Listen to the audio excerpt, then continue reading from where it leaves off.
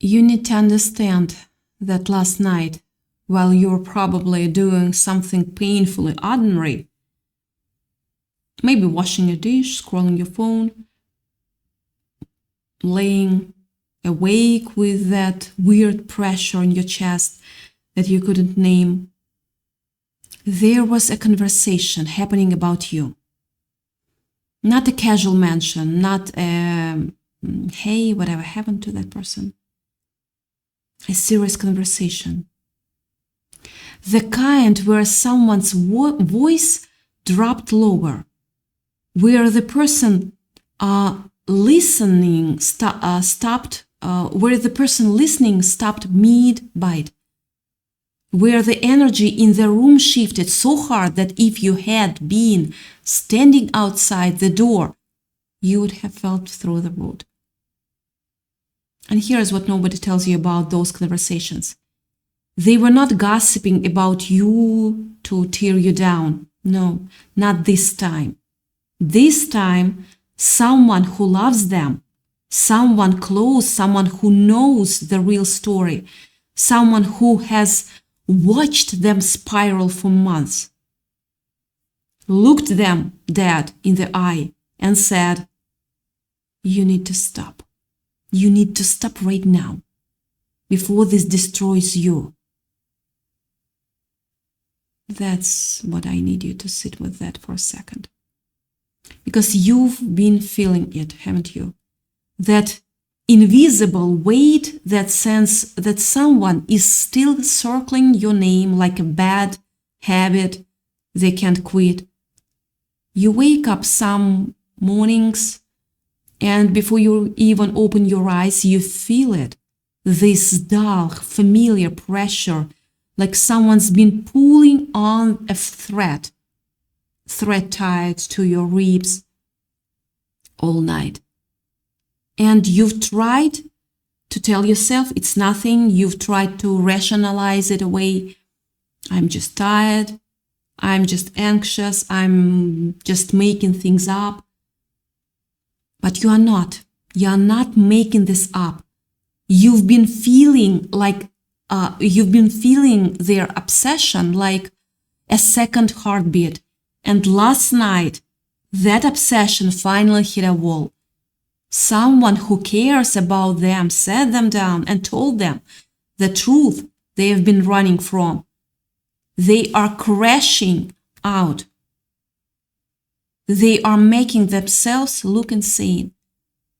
And if they take one more step toward you, it's over. It's over. Let me be specific because you deserve that. This isn't vague spiritual fluff. This is real. This person, your opposer, your underminer, the one who has been quietly trying to paint you as unstable or dramatic or too much, they have a close confidant, a best friend, maybe a sibling, maybe someone who has been in their corner through everything. And that person finally broke. They finally said, I can't watch you do this anymore. You're not thinking clearly. You are not seeing reality. You have become so obsessed with making them look bad that you have forgotten how to look good yourself. And here's what's wild. Your opposer didn't even argue at first. They just sat there because somewhere underneath that ego, all that ego and all that performance, they knew and they know. They know they have lost the plot. They know they have been spending more energy trying to dim you than building anything real for themselves.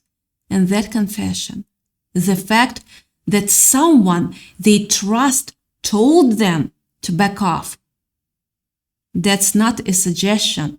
That's a warning. That's the universe using a human voice to say one more move and the consequences are no longer in your control. Breathtaking. speechless. I want you to think about that timing here, because I keep getting this sense of March, specifically mid-March. Not in a mystical way, but in a real, look at your calendar way. Maybe you have a birthday around there, maybe they do. Maybe that's when something shifted last year, or when something is about to shift this year. But here's what matters. They have been given the warning. They are not going to listen. I can feel that clearly. They will not. They will pretend to hear their friend out. They might even cry a little, perform their humility. Say, "You're right, I've been crazy." But the second they are alone again, the old thoughts come back. The resentment, the need to prove they were right about you, the ego that would rather burn everything down than admit they misjudged you. And that's why this is so dangerous to them, for them. Because when someone refuses a warning like this, when they keep pushing after being told to stop, they are no longer just making mistakes. They are making a choice. And I know, and choices have a gravity. You've probably noticed that they have been acting strange lately, more erratic, more desperate. They post things that seem aimed at you but don't quite land. They bring you up in conversations that have nothing to do with you. And they have this weird need to control the narrative, to make sure everyone knows what you are really like. But here is what's actually happening. The mask is slipping. Not your mask, you don't have. Theirs. They have spent so long performing a version of themselves that is dangerous, or innocent, or the real victim in this story. And it's starting to crack. People are noticing. Friends are pulling back. Family members are exchanging looks across dinner table. And the more they try to patch it up, the more obvious the cracks become. You don't even have to do anything. That's the part that must be killing them. You are just over here, living your life, healing quietly, showing up however you show up, and somehow that is enough to make them unravel. Because your existence, just you being you, is a mirror, my beloved mirror, they didn't ask for. And mirrors don't lie. Let me take you inside their head for a moment, because I think you need to understand how much this is costing them. It's not about revenge. They wake up and the first thought isn't gratitude or peace. It's you. Not a loving way, in a consuming way. They run through past arguments in their head, replaying what they should have said. They check your profiles, your stories, and a little window into your world, looking for evidence that you are miserable. And when they don't find it, when you look fine or even happy, it ruins their whole life, their whole day. They can't focus. They pick fights with people who love them. They feel this low-grade rage that they can't release because there is no legitimate target anymore. Legitimate. And at night, when the distractions fall away, they feel the truth. Feel it. They are losing. Not because you beat them, but because they are beating themselves. Their own obsession has become a prison. And the worst part, they know it. Somewhere deep down, in the quiet moments before sleep, they know they have become someone they wouldn't want to be friends with either. But admitting that would require ego death. And they are not ready to die yet. So instead, they double down. They have another conversation, not with a friend who warned them, but with someone who will validate them, someone who will say, yeah, you are right, that person is toxic. And for a few hours, that feels good. It feels like proof. But then the validation wears off because it is hollow. It's not real. And they are left again with the same emptiness and the same obsession and the same gnawing sense that they have become the villain in their own story. That's why this is their final warning. Not because the universe is cruel, but because the universe is done watching them harm themselves, trying to harm you. The protection over your life right now is not aggressive, it's not flashy, it's simply this. Their weapons cannot reach you anymore. Every insult they throw, every lie they spin, every little scheme to make you look small, it's hitting an invisible wall. And then it's bouncing back, always onto them. You might have already seen the bounce back happening. Maybe their health has been weird, nothing serious, just off. Headaches that won't quit, fatigue that doesn't make sense, or maybe it's their relationships people are pulling away. They feel lonely even in a crowd. Or maybe it's just this creeping sense that nothing is working anymore. The luck has dried up. The magic has faded. And they can't figure out why. Because from their perspective, they are the one who was wronged. They are the victim. How dare you move on? How dare you to not crumble? How dare you exist as if they never had power over you? That's the part that breaks them. Not your revenge, your indifference, not your anger, your peace. You're not giving them the reaction they need to survive. And without that reaction, their whole narrative collapses. I want you to feel the shift that's happening right now in this moment as you listen to these words. Something in the atmosphere around your name has changed. People who never noticed you before are starting to pay attention, not in a weird stalker way, in a curious way. They are asking about you. They are wondering what you're up to.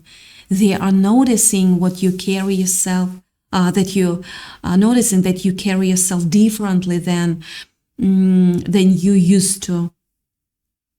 There is a weight to your presence now, a groundedness that wasn't there a year ago.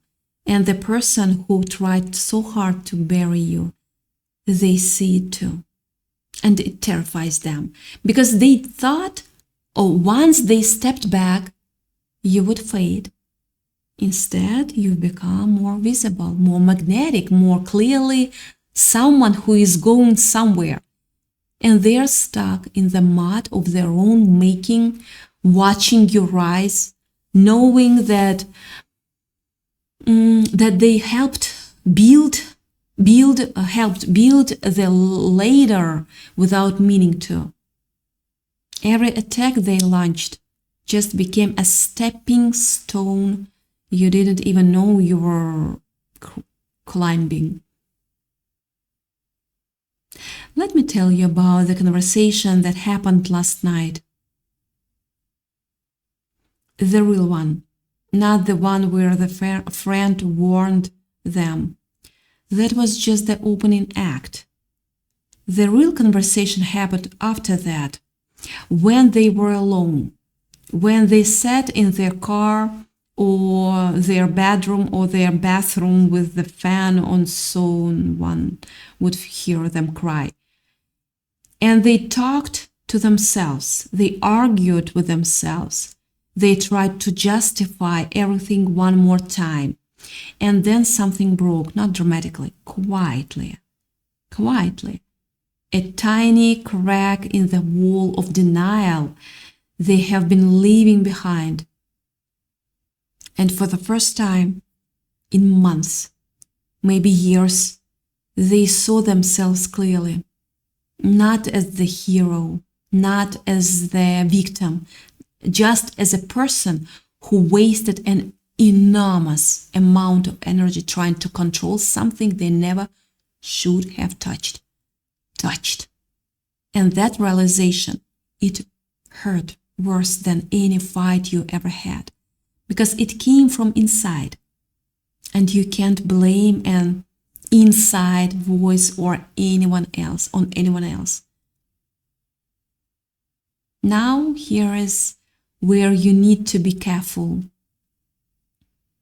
Because when someone hits that point, that raw, exposed, ego-cracked point, they often do one or two things. They either surrender, start the long, slow work of becoming better, or they panic. And the panic looks like one more move, one last desperate attempt to regain control, a smear campaign, a dramatic confrontation, a weird out-of-character message designed to bait you into reacting. That's what you need to watch for. That's the one more move I'm warning you about. Not because it will hurt you. It won't. Not really. But because it will be the move that ends them. The move that burns the last bridge. The move that makes everyone who is still on the fence finally see the truth.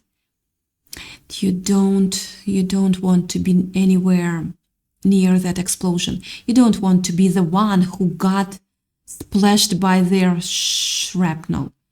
So what do? Nothing.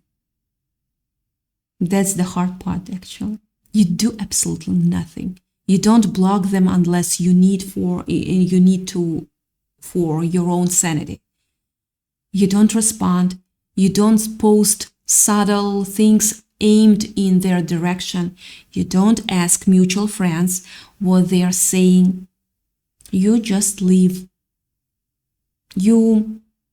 What are your plans? You go to work, you laugh at something stupid on your phone, and you take a walk and notice how the light hits the trees.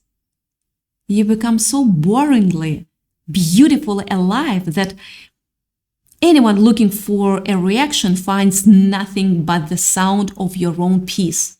And that silence is louder than any argument you could make. That silence is the final word, because it says, I'm no longer in this story with you. You are writing alone now. And honestly, that's the most powerful position you will ever be in. The person who tried to destroy you is now standing in the ruins of their own making, looking around for someone to blame and finding only their own reflection. The people who believed them their lies are slowly, awkwardly realizing they were misled. The narrative they built is collapsing not because you attacked it, but because it was never built on truth. Truth doesn't need defenders. It just waits. And eventually, always, it's the only thing left standing. I need you to feel this in your body, okay? Take a breath. Let your shoulders drop, because you have been carrying something that was never yours to carry. You have been bracing for an impact that isn't coming. You have been waiting for the other shoe to drop, but the shoe is gone. They dropped it. They broke it. They have no shoes left. And you're still here, still whole, still becoming someone they can no longer reach. That's not luck. That's not coincidence. That's just what happens when someone chooses themselves over a fight. You chose yourself. Maybe not perfectly, maybe not at all at once, but you chose. And that choice has been building this wall of protection around you, brick by brick, every single day. So let them have their final warning. Let them have their serious conversation. Let them spin their wheels and exhaust their allies and burn through the last scraps of goodwill people had for them. None of that touches you anymore. You are not in their orbit. You are in your own. And your orbit is expanding. New people are arriving. New opportunities are opening. New versions of yourself are waking up, ones that don't even remember the old pain. The only thing left for you to do is receive that. To stop looking back, to stop checking for them, to stop wondering if they're okay, or if they regret it, or if they will ever apologize. Because those questions are still chains. And you were never meant to live in chains. Tonight, when you lay down, I want you to notice something. That pressure in your chest, it's lighter, isn't it? That knot that's been there for weeks or months or years, it's loosening. That sense of being watched, of being targeted, of being hunted, it's fading. Not because they stopped thinking about you. They haven't. But because their thoughts no longer have a landing strip in your energy. You've closed the airport. You've turned off the tower. They are circling an empty sky, burning fuel they don't have, and eventually they will have to land somewhere else, somewhere far from you. And you will not even notice when they do, because you will be busy. You will be too busy living, too busy becoming, too busy finally understanding that the only serious conversation that ever mattered was the one you had with yourself. With yourself. The one where you said, I'm done being defined by someone who never deserved the right to define me. That conversation happened. Maybe last night, maybe this morning, maybe it's happening right now as you listen to these words. And it changes everything, not because they were warned, but because you finally listened to the only voice that ever had the power to save you. You know the answer. Your own. Your own voice. One more move and it's over. Not for you, for them. And you don't need to watch it happen. You just need to walk away and let the silence do what silence always does. Tell the truth. Silence always do that. Tell the truth.